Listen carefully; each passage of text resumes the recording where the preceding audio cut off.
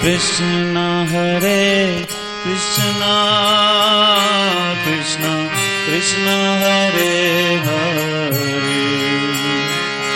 हरे राम राम राम हरे हरे।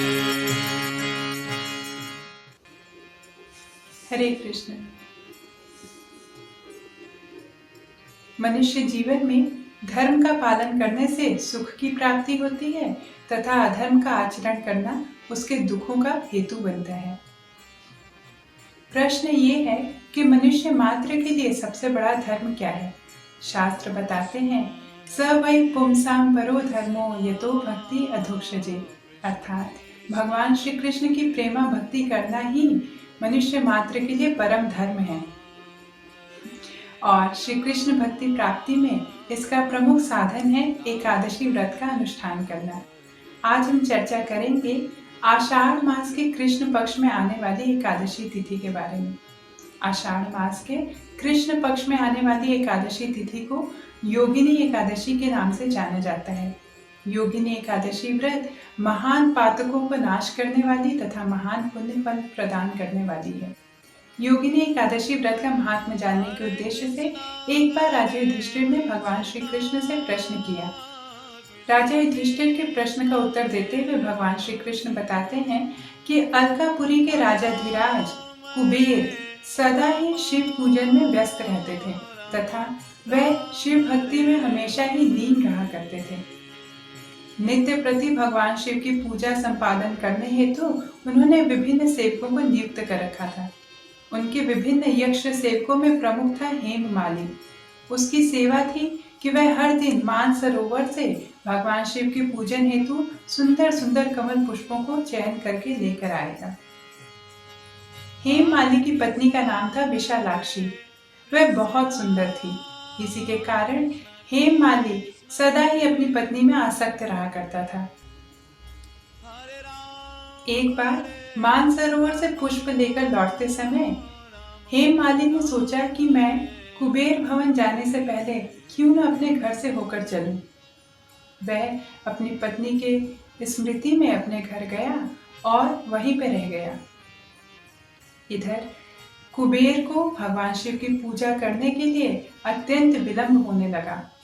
दोपहर तक जब उसे पुष्पों की प्राप्ति नहीं हुई तो वह अत्यंत कुपित हो गए और उन्होंने अपने समस्त यक्ष सेवकों को बुला भेजा और कहा कि हेममाली को ढूंढ के लेकर आओ और पता करो कि वह कहाँ रह गया है। राजा धीराज कुबेर के यक्ष सेवकों ने उनको सूचित किया कि हेममाली अपने घर पर है, जिसके कारण भगवान शिव की पूजा में विलंब हो गया है। यह सुनकर राजा कुबेर बहुत कुपित हुए और उन्होंने तुरंत हेममाली को बुला भेजा। हेममाली के आने पर उसे धिक्कारते हुए राजा कुबेर ने अत्यंत क्रोध प्रकट किया। उन्होंने कहा कि तुम्हारे ग्रह आसक्ति के कारण तुमने भगवान शिव की पूजा की अवहेलना की है। इसी के कारण तुम्हारा यहाँ से शीघ्र पतन हो जाएगा और तुम कोढ़ को प्राप्त होगे। कुष्ठ रोग से पीड़ित होगे तुम पृथ्वी लोक में जगह जगह भटकोगे और अत्यंत दुख को प्राप्त होगे। तुम्हारी पत्नी से भी तुम्हारा वियोग हो जाएगा। राजा कुबेर के श्राप के कारण हेममाली का अलकापुरी से पतन हो गया तथा कुष्ठ रोग से पीड़ित होते हुए वह पृथ्वी लोक में प्राप्त हुआ। कुष्ठ रोग से पीड़ित होने के कारण उसके शरीर में अत्यंत घोर पीड़ा रहती थी तथा अपनी पत्नी से वियोग होने के कारण वह मन में भी बहुत दुखी रहता था। दुखी होकर एक बार वह मेरुगिरी पर्वत पे गया।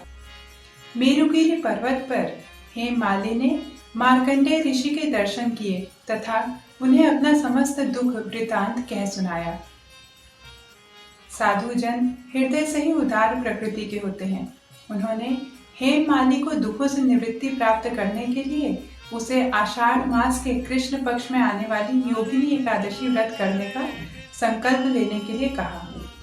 हेममाली ने मार्कंडेय ऋषि के अनुसार बताए गए व्रत का अनुष्ठान किया तथा उस व्रत के प्रभाव से उसे कुष्ठ रोग से मुक्ति प्राप्त हुई।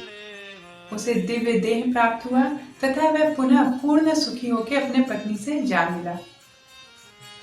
इस प्रकार योगिनी एकादशी व्रत करने वाले मनुष्य के महान पातक अति शीघ्र नष्ट हो जाते हैं तथा उसे भीषण दुखों से मुक्ति प्राप्त हो सकती है। इस व्रत का महात्मा बताते हुए आगे भगवान श्री कृष्ण कहते हैं कि मात्र योगिनी एकादशी व्रत का अनुष्ठान करने से व्यक्ति को 88,000 ब्राह्मणों को भोजन कराने का फल भी मिल जाता है। इस व्रत को करने की विधि इस प्रकार है।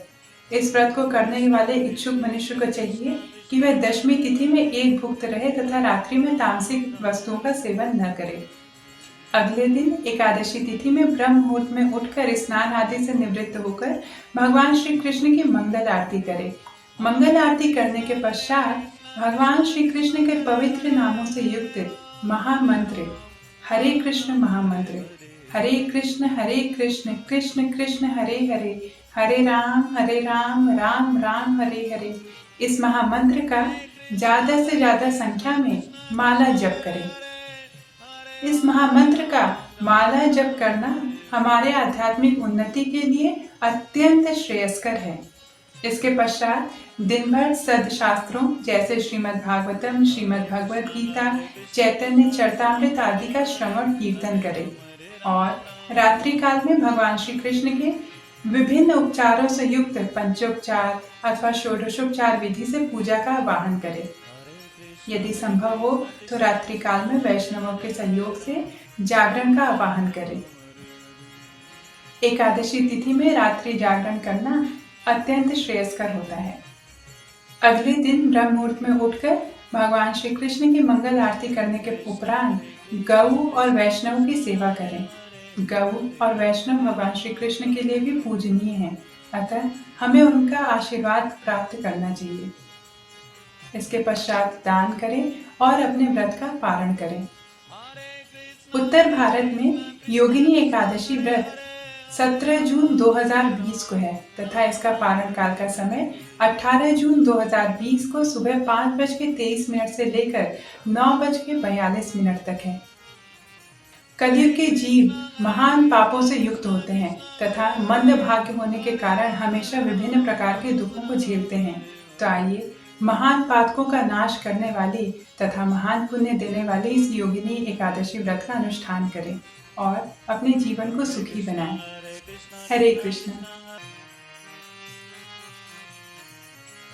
कृष्ण कृष्ण कृष्ण हरे हरे हरे राम राम राम